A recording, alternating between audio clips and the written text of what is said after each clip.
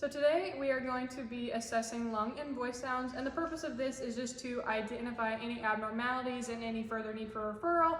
Abnormalities meaning any adventitious sounds or if there are any differences between the right and left lung.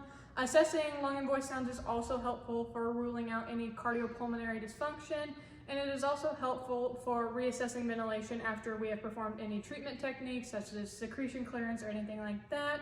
And the way this works is I'm going to be using the diaphragm of my stethoscope, which is the big part here, and I'm going to be placing it different places on his chest so I can listen to the upper, middle, and lower lobes, and I will be doing that on the front and on the back.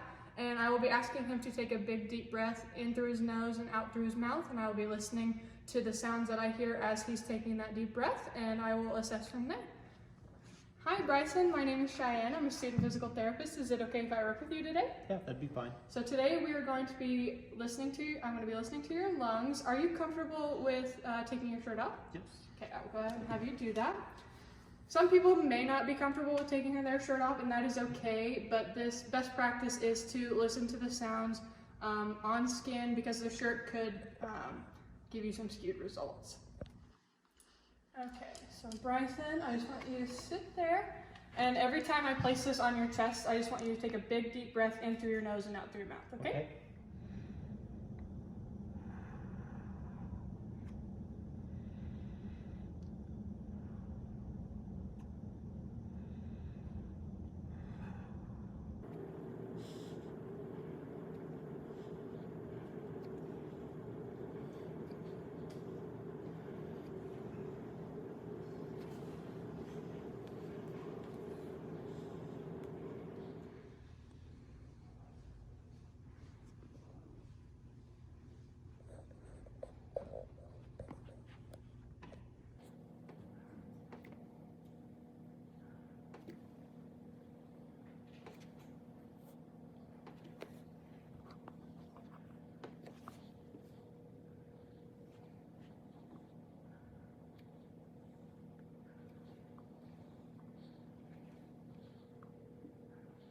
So it is best practice to listen to every section of every lobe. However, a quick and dirty way to listen to the breath and voice sounds is to just listen to upper, middle, and lower. So 3 spots on the front and the back, both left and right sides. And if you hear anything abnormal there, then that could lead you into your further assessment. But again, best practice, just go ahead, listen to every little section. And with women, it's also the kind thing to do to just ask them to move stuff out of the way, and it might be easier to just do the upper, middle, lower type of assessment and then go from there if you do hear anything abnormal. And with normal breath sounds, with inspiration, you typically hear a vesicular, soft, low-pitched sound, and with expiration, it's a low vesicular sound.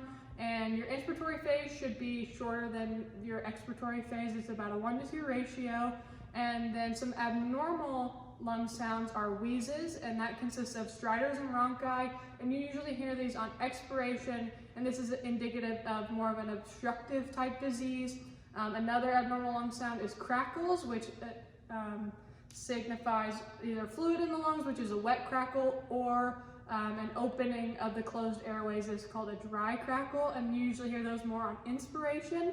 And then another abnormal sound is a pleural friction rub, and you usually hear this both during inspiration and expiration, and that occurs when the inflamed pleura are rubbing together. So our next assessment is doing voice sounds, and with this we are mostly listening for normal sounds both sides.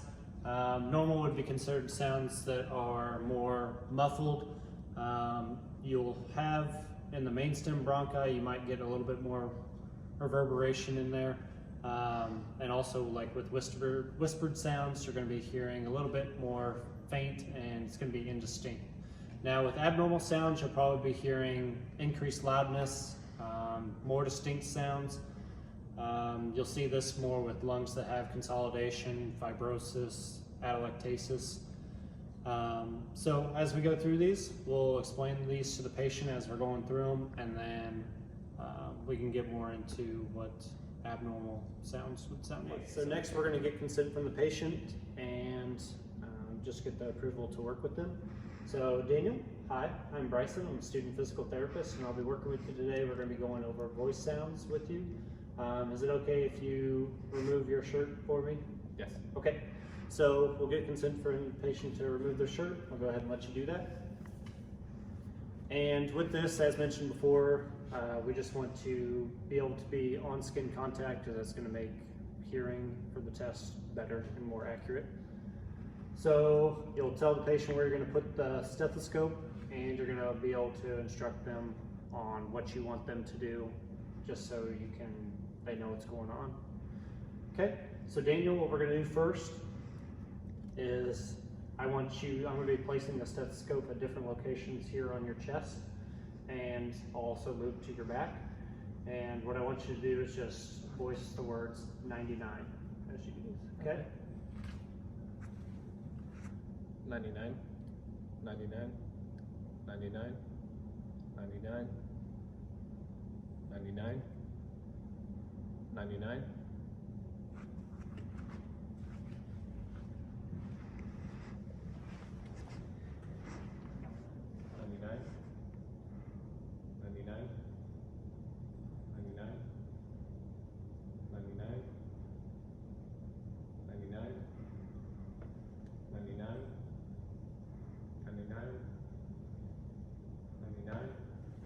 Okay, good.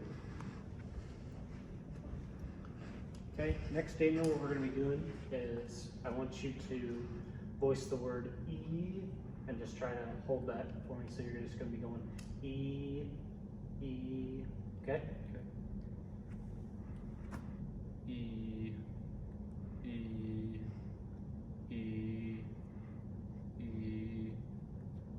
E, E.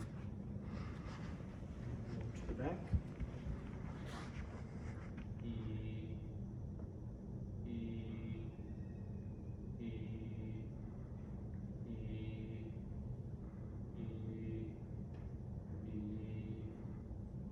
E,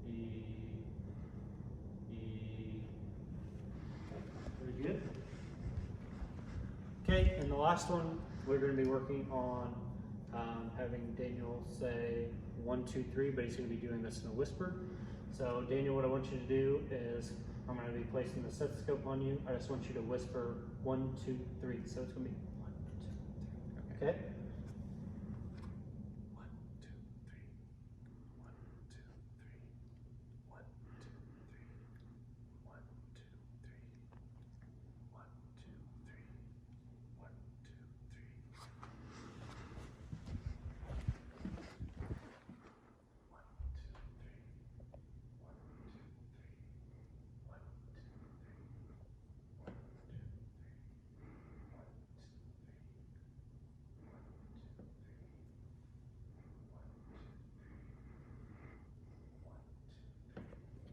Okay, ready? Go. Okay, so the first one we did with the 99 is we're listening, what it's called is bronchophony.